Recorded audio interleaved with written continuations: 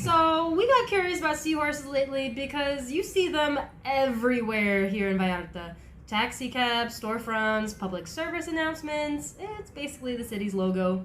Very nautical. Yeah, we have not one but two statues of a little naked boy riding a seahorse along the Malecon boardwalk, maybe a block outside this building. Mm-hmm.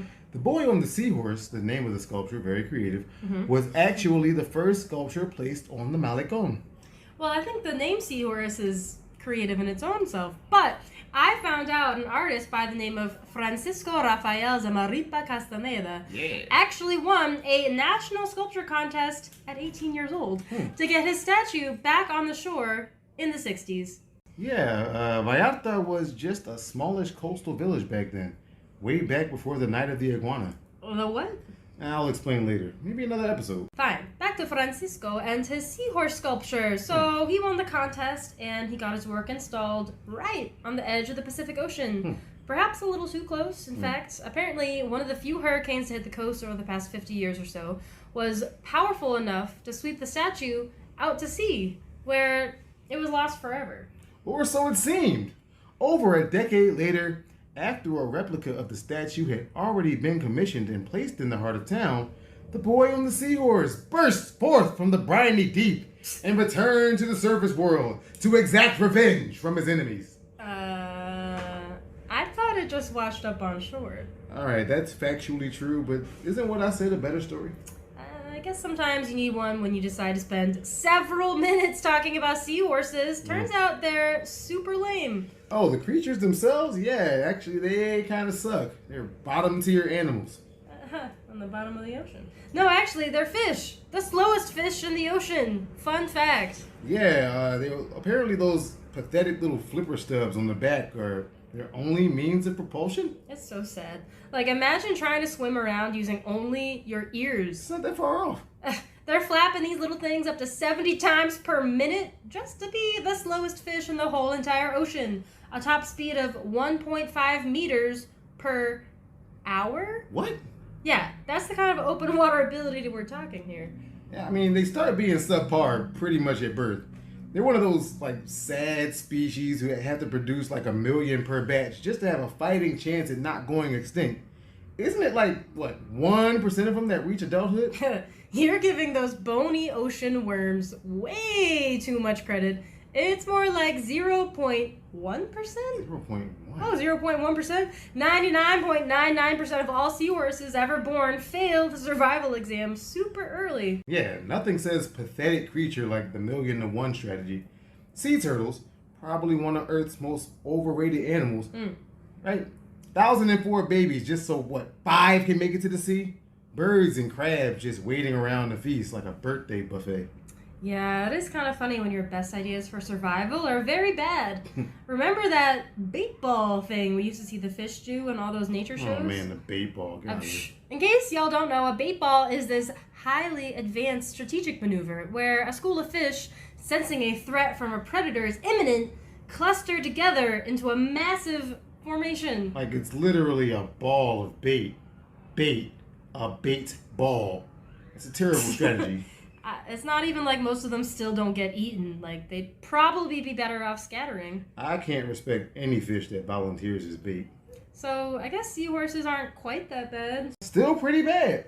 Just dying left and right, eaten by pretty much every possible predator, starving because they can barely swim, croaking from pure exhaustion, fighting the current. It's really embarrassing. Yeah, they don't do a good job. They truly do not. I lost a lot of respect for seahorses this week. I guess there's a reason you don't hear people saying their spirit animal is a seahorse. True. Still, they do serve a purpose in the ecosystem, so there's that. I mean, sure, most things do, but mostly it's foodstuffs. Seafood salad. That's your species claim to fame. Most of us get eaten alive. What kind of...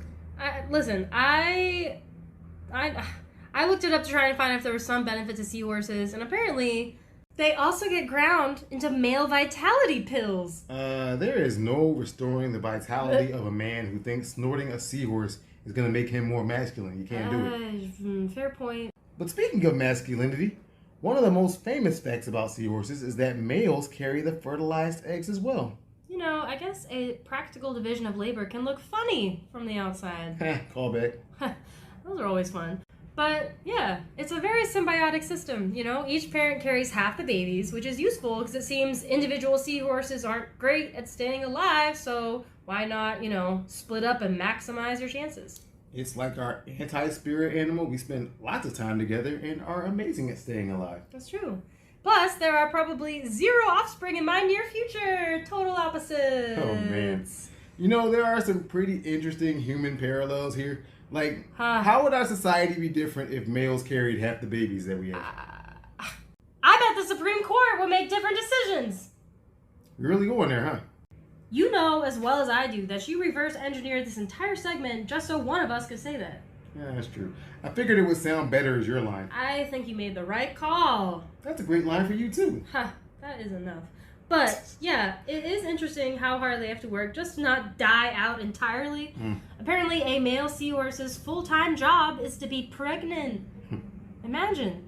As soon as the babies are carried to full term, he releases them and is immediately refilled with fertilized eggs. Immediately? Immediately. They are constantly pumping out new seahorses from the moment they can until the moment they can't. I'm sure all the things that eat seahorses are very happy about that. It's incredible. Like 99.9% of them will never see adulthood. We can really take survival for granted. Well, that's why I go out of my way to mention it every week. Like 8 or 9 out of every 10 human beings born today will make it to adulthood. For better or worse, that is an absolutely incredible feat of societal engineering. Yeah, 8 or 9 out of every 10 people also reproduce. That is really weird to me too. But almost as weird as that Russian lady who had all those babies. Oh, that lady. I'm pretty sure she lived in the shoe. Well, apparently she knew what to do because she had 69 children. Nice. No, not nice. And that joke is stupid. But yeah, she somehow produced 69 kids and was only pregnant 27 times. Only? Relative only. We're talking about almost 70 children here. Yeah, that is wild. Lady pumped out an entire 2-on-2 tournament. Like a whole graduating class some places. Litter after litter of rugrats. 4 sets of quadruplets. 16 quadruplets. Quadruplets? I mean, it's not even like this was some weird fertility drug nightmare. Reality TV didn't even exist back then, so the incentive wasn't there. This was 1800s Russia. I am not even sure how she was feeding this army of manual laborers. Yeah, I don't know. Sometimes it can be especially difficult for human beings to stay alive. But that was episode 4. Yeah, hopefully we're finally done with hard times and honestly, seahorses. Are we done with this segment? The genus is called Hippocampus. There are better uses for my hippocampus. End segment.